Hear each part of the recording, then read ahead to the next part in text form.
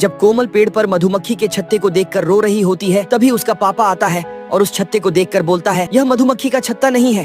और फिर वो कांति को बोलता है कि ट्रैक्टर से अपनी सीढ़ी को लेकर आओ, और तभी कांति सीढ़ी को लेकर आता है। और फिर कोमल का पापा सीढ़ी लगाकर जैसे ही उस छत्ते को हाथ लगाता है, तभी जहरीली मधुमक्खी उसके गर्दन में डंक मार देती है और इसके बाद वो तुरंत नीचे आ जाता है। और तभी कांति कोमल को ट्रैक्टर में बैठाकर अपने पापा के साथ वहाँ से घर चला जाता है।